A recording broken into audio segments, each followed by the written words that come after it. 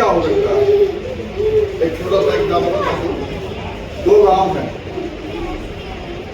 दोनों में 100 लोगों की आबादी है और दोनों ही गांव विकास में सबसे आगे जाना चाहते हैं, लेकिन उनकी जो वर्किंग स्ट्रेटेजी है वो इस प्रकार है कि एक गांव तो ये सोचता है कि भाई इस गांव में केवल 15 ही आदमी ऐसे हैं जो गांव के विकास के लिए काम कर सकते हैं, बाकी 85 आदमी को नेग्लेक्ट मान लिया गया।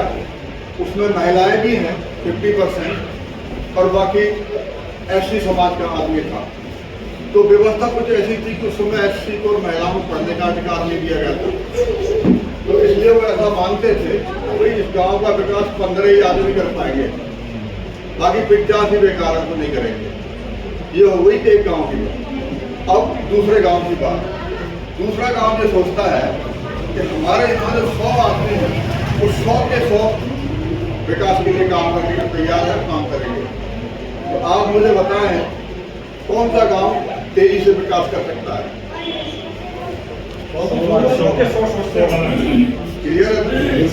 तो बाबा साहब की विचारधारा ये थी, उनका मानना ये था कि भाई हमारे यहाँ जो 50% महिला शक्ति है वो बिल्कुल बेकार है, क्यों ना हम उसको भी शिक्षित करें और देश के विकास में वो भी सहयोग करें। इसलिए उन्होंने शिक्षा का पहली बार हर समाज की, हर जाति की, हर वर्ग की महिलाओं को अधिकार दिया। और इसके लिए मेरा ये मानना है कि हर जाति और हर धर्म की महिला को उनका उपकारी होना चाहिए। क्लियर है? सही बात। दूसरा, जो दलित समाज था तो उनको भी शिक्षा का अधिकार दिया और उनकी मंशा ये थी कि भाई सारे के सारे लोग जो है पढ़ लिखे और इस भारत के विकास में सहयोग करें, इसलिए उन्होंने ऐसा किया। तो इसलिए आज हम उन सबको याद करते हैं और शायद यही वजह है कि आप लोगों ने सुना होगा कि विदेशों में भी उनको इतना सम्मान दिया गया। दूसरी बात, बड़ी टेक्निकल छोटी सी हर आदमी समझ सकता है चीज को, एक कौन आदमी आगे विकास कर सकता है? जो ज्यादा अच्छा पढ़ा लिखा आदमी होगा वो उतना ही अच्छा काम कर पाएगा। तो बाबा साहब जो है उस समय भी और आज भी, तो आप सबको पता होगा कि उनके बराबर पढ़ा लिखा आदमी आज भी कोई नहीं है, उस समय भी कोई नहीं था। क्लियर है?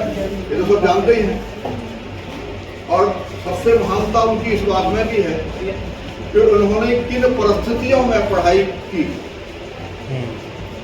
जिनके पास जिस व्यक्ति को स्कूल से बाहर, मतलब कमरे से बाहर बिठा दिया जाए, उसको पानी पीने तक को न दिया जाए, और ऐसी विषम परिस्थितियों में उस आदमी ने शिक्षा का वो शिखर छुआ जो दुनिया में कोई नहीं छू पाया। यानी उन्होंने, बताते हैं 32 डिग्रियां उनके पास थी, 9 भाषाओं को उनको ज्ञान था, और यही वजह रही कि हमारे देश के संविधान बनाने में वो उन्होंने ही वही काम कर पाए। बाकी और भी लोग थे लेकिन और लोग काम नहीं कर पाए, तो उनके पास वो था, वो विचार नहीं था। एक चीज और है कि ज्यादातर हम लोग जो है तो शिक्षा ग्रहण करते हैं, उसका उद्देश्य केवल इतना होता है कि हम नौकरी के लिए पढ़ाई करेंगे। ऐसा ही होता है। ज्यादातर लोग जो है, आप अपने आप से सोच के देख लें, ज्यादातर लोगों का उद्देश्य यही होगा कि भाई हम नौकरी के लिए शिक्षा ग्रहण करेंगे और करते हैं। लेकिन बाबा साहब को देखिए, उन्होंने नौकरी के लिए शिक्षा ग्रहण की? अगर नौकरी के लिए करते तो साइंस साइड लेते या आर्ट साइड लेते या सिविल की तैयारी करते या कोई और तैयारी करते। क्लियर है ना? लेकिन उन्होंने अर्थशास्त्र भी पढ़ा, हाँ जी, उन्होंने समाजशास्त्र भी पढ़ा, उन्होंने विज्ञान भी पढ़ा, उन्होंने संस्कृत भी पढ़ी और बहुत सारे, मतलब हर विषय का ज्ञान उनको था, हर धर्म का ज्ञान था। और एक आपको मैं बता दूं, शायद लोगों को पता, बहुत लोगों को है कि नहीं है, कि उन्होंने अर्थशास्त्र में जो ज्ञान डिग्री हासिल की, इसी वजह से उन्होंने हमारे भारत की जो आज भी व्यवस्था चल रही है अर्थ की, उस आरबीआई का निर्माण उनके द्वारा ही किया गया। जो पूरी बैंक का जो है, जो पूरे सारे बैंकों को गवर्न करता है, RBI, reserve bank of India उनका निर्माण उनकी है।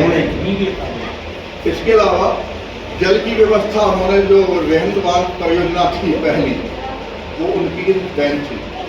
और विकास में बहुत सारे काम थे। अब लोगों के थोड़ा सा संकीर्ण मानसिकता की वजह से अलग अलग विचार हैं। मेरा तो मानना यह है, अगर बाबा साहब को पहला प्रधानमंत्री बना दिया होता तो आज देश की स्थिति अलग होती है। अब इस बात को हम सभी जान सकते हैं, क्लियर है ना?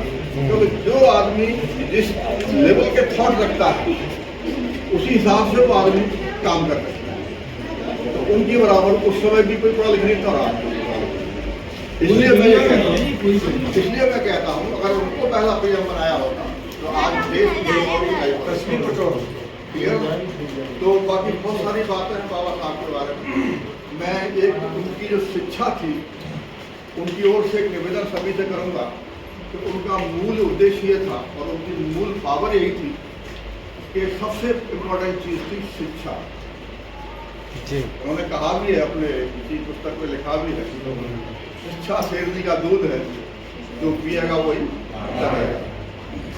आज मैं आपको बता दूं, बच्चे भी खड़े हैं कि जो कोई भी बच्चा अगर डिसीजन लेता अपनी लाइफ का कि मुझे इस हाइट तक जाना है, वो किसी भी कास्ट से बिलोंग करता हो, ये जरूरी नहीं किसी खाली एसटी का हो, तो शिक्षा ही एक ऐसा माध्यम है कि आप उसके माध्यम से जो ऊंचाई टच करना चाहते हैं वो टच कर सकते हैं और किसी में ये पावर नहीं।